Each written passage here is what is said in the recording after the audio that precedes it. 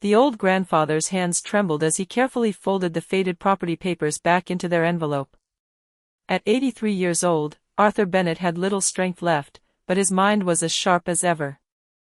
After surviving 2 heart attacks, he had only one wish before he left this world: to know that the family home he had spent 45 years building would remain with the person who truly deserved it.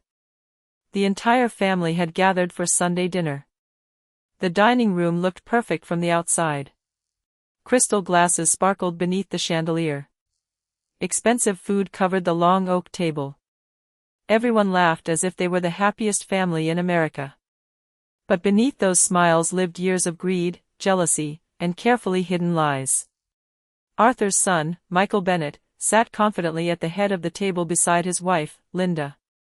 They loved introducing themselves as successful real estate investors, often boasting about the expensive properties they owned. Across from them sat Emily Bennett. 29 years old. Quiet. Successful. Independent. Unlike her parents, she never bragged about money.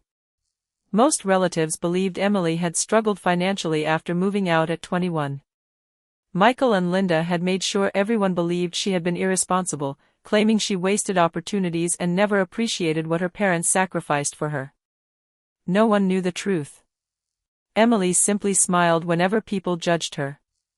She had learned years ago that arguing with liars only gave them another stage to perform. Grandpa Arthur noticed everything. For months he had watched how Michael and Linda interrupted Emily whenever she tried to speak. He noticed they never invited her to important family decisions. Whenever relatives praised Emily's career, her parents quickly changed the subject. Something didn't feel right. As dessert arrived, Arthur slowly stood from his chair. The room fell silent. Everyone respected the old man enough to lease. 10. He looked toward Emily with kind eyes before asking a simple question. Emily. She looked up. Yes, Grandpa. Arthur smiled gently. I've always wanted to ask you something. The room remained quiet. Is the house yours? The smile instantly disappeared from Michael's face. Linda's fork froze halfway to her mouth. Emily's heartbeat quickened. For a moment, nobody spoke. Michael forced a laugh. Dad, why would you ask something like that? Arthur ignored him. His eyes never left Emily. Answer me, sweetheart. Emily hesitated. Years of painful memories flooded back.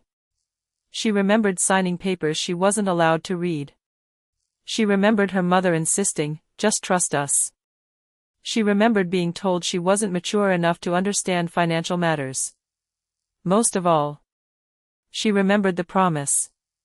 One day, this house will always be yours. A promise repeated throughout her childhood. A promise she had believed with all her heart. Before Emily could answer, Linda suddenly spoke. Oh, Arthur, she was never ready for something that important. She laughed softly, hoping everyone would move on. Emily lowered her eyes. Never ready. Those 3 words followed her throughout her entire life. Whenever she wanted to learn about family finances. You're not ready. Whenever she asked about the mortgage. You're too young. Whenever she questioned missing documents. Stop worrying. The excuses never changed.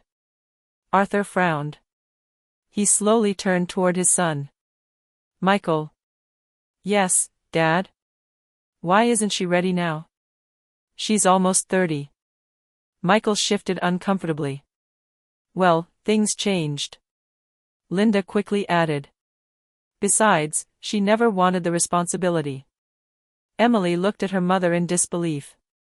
That was a complete lie. She had begged for responsibility. She had begged to understand. She had begged to be included. Instead, she was pushed away every single time. Arthur noticed the tears forming in Emily's eyes. He had seen that look before. Years ago. His late wife had worn the same expression whenever someone lied about her. The old man's voice became firmer. Emily. She looked up again. Tell me the truth. The room felt colder. Everyone waited. Emily took a slow breath. For years she had remained silent to protect the family name. But tonight, Grandpa had finally asked the one question nobody else dared to ask. She looked directly into her grandfather's eyes. Then quietly whispered, "I thought it was." Silence. Complete silence. Michael immediately interrupted. "Dad, she's confused." Linda nodded quickly. "Exactly. She's remembering things incorrectly." Arthur didn't answer. Instead, he stared at both of them.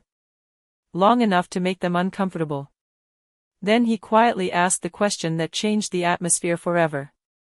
"If the house isn't hers, then whose name is on the deed?" No one answered. Not a single word. For the first time in years, Michael and Linda looked genuinely afraid. And Emily realized something she had never considered before.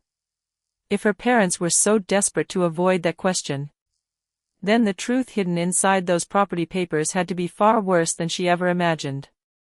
The silence around the dining table became unbearable. No one reached for their food.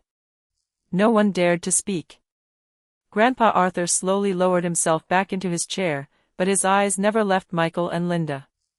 His voice was calm. Almost too calm. "I asked a simple question." He tapped the table gently with one finger. "Whose name is on the deed?" Michael forced another smile. "Dad, this isn't the right time." Arthur shook his head. "No." He leaned forward. "This is exactly the right time." Emily watched her parents carefully. Something was different tonight. Her father, who always had an answer for everything, couldn't even look his own father in the eyes. Linda suddenly stood up. "I'll make some coffee." "No." Arthur's voice stopped her immediately. "Sit down." For the first time in decades, Linda obeyed without arguing. Emily's younger cousin, Sarah, looked around the room in confusion. "I thought Aunt Linda always said this house was Emily's inheritance." Several relatives nodded. They had heard the same story for years. Michael quickly interrupted. "People misunderstand things." Arthur frowned. "Then explain it." Michael cleared his throat. "We decided it would be better if Emily didn't own the property." Emily blinked. "We?" Michael looked at her. "Yes." Emily's voice trembled. "I was never part of that decision." Another uncomfortable silence filled the room. Arthur slowly reached into the pocket of his cardigan. Everyone watched. He removed an old photograph. It showed a much younger Arthur standing beside his late wife, Eleanor, in front of the newly built family home. Emily remembered that day. She had been only 5 years old. Arthur smiled sadly at the picture. "When your grandmother was dying." His voice became softer. "She made me promise something." He looked directly at Michael. "She wanted this house protected." Michael shifted nervously. "We've protected it." Arthur shook his head. "No. She wanted it protected. For Emily." The room froze. Linda's face turned pale. Emily felt tears filling her eyes. "You knew?" Arthur nodded slowly. "I knew your grandmother's wishes." He looked disappointed. "But I assumed everyone honored them." Michael suddenly raised his voice. "Dad, things changed." Arthur didn't flinch. "What changed?" "The economy. Our finances. The market." Arthur interrupted him. "No." His eyes narrowed. "What really changed?" Michael couldn't answer. Emily's mind drifted back 8 years. The day she graduated from university. Her parents had invited her to a lawyer's office. She remembered stacks of papers spread across a polished wooden desk. Her father had smiled warmly. We're just updating some family documents. She reached for the paperwork. Linda gently pulled it away. There's no need to read every page. Michael laughed. We've already handled everything. Emily hesitated. Shouldn't I understand what I'm signing? Her father smiled. You trust us, don't you? She did. More than anyone. She signed every page. Without reading a single word. That memory had haunted her ever since.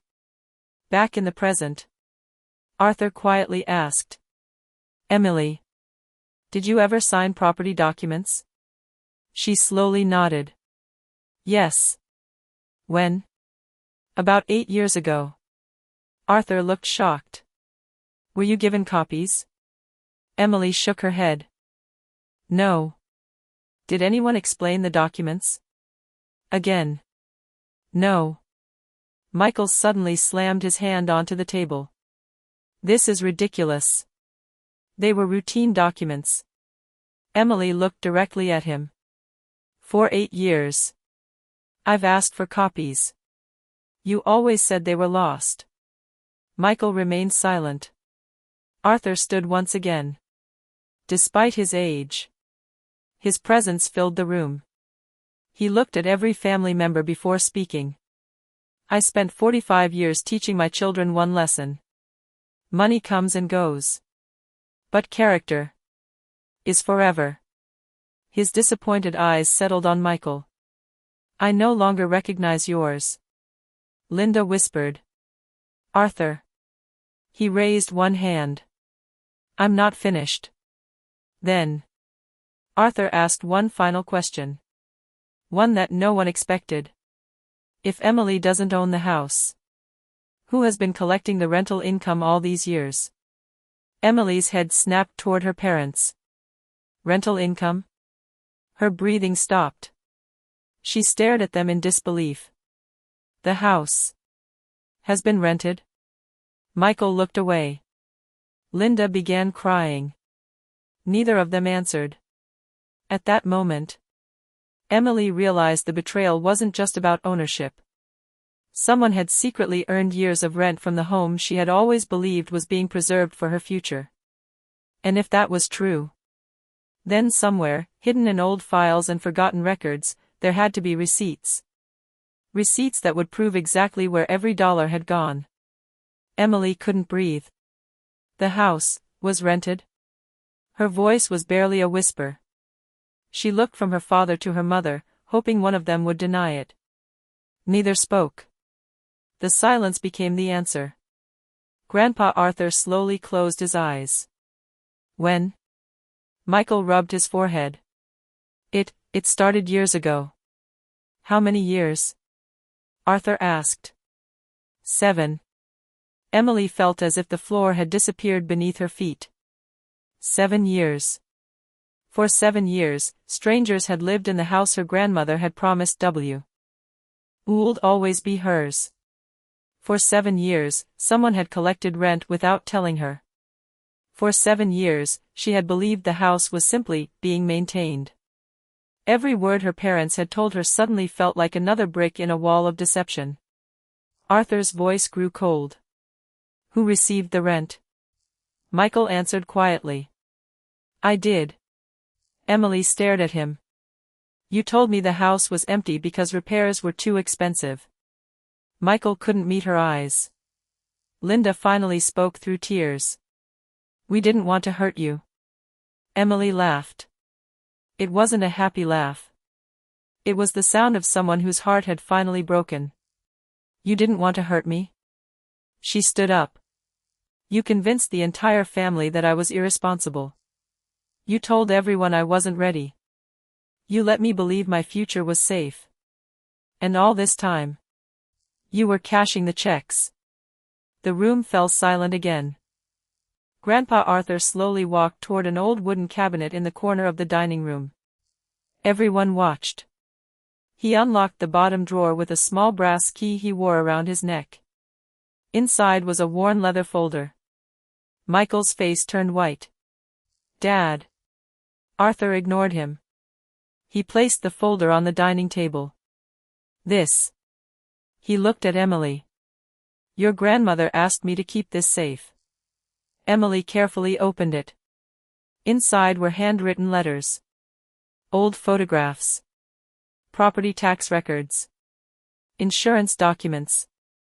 And beneath everything else, a sealed envelope. Across the front, in Eleanor Bennett's handwriting, were 6 words. For Emily, when she's ready. Emily's hands trembled as she opened it. Inside was a notarized letter. She began reading aloud. If you are reading this, it means I am no longer here. Emily, this home was always meant to protect your future. No matter what anyone tells you, never sign away what you have not read.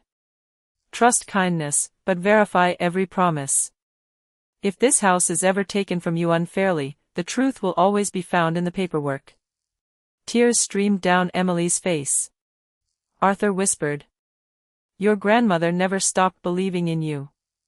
Michael suddenly stood. Those papers don't prove anything. Arthur looked at him calmly. Don't they? He reached back into the folder. This time he removed a thick stack of bank statements and receipts. Every rental payment. Every deposit. Every maintenance invoice. Every property tax payment. Every dollar had been documented. Arthur laid them across the table one by one. Your mother taught me to keep records. He looked at Michael. I never imagined I'd need them against my own son. Michael's knees weakened. Linda covered her mouth as she cried. The relatives began examining the receipts. One cousin quietly added the numbers together. The rent. He looked up in shock. It's over $400,000. Gasps echoed around the room. Emily couldn't believe it. Her parents had secretly collected hundreds of thousands of dollars from the home that was supposed to secure her future. Arthur turned toward his granddaughter. There is one more document. Emily unfolded the final page. It was an old letter from the attorney who had handled the family's estate. At the bottom was a handwritten note. The original deed remains secured in Vault Box 214 until claimed by the legal beneficiary. Emily frowned. The original deed? Arthur nodded. It was never destroyed. Michael's eyes widened with panic. Linda whispered. No. Arthur looked at his son with heartbreaking disappointment. You both thought it had disappeared. Michael stumbled backward into his chair. For years, he had built his lies around one assumption. That no one would ever find the original deed. But Arthur had known all along where it was. He had simply waited. Waited for the right moment. Waited until Emily was strong enough to face the truth herself. Emily looked down at the envelope in her hands. Then she looked at her parents. There was no anger left in her eyes. Only disappointment. She realized something her grandmother had understood years earlier. Karma doesn't always arrive with revenge. Sometimes it arrives with forgotten paperwork, and receipts that no lie can erase.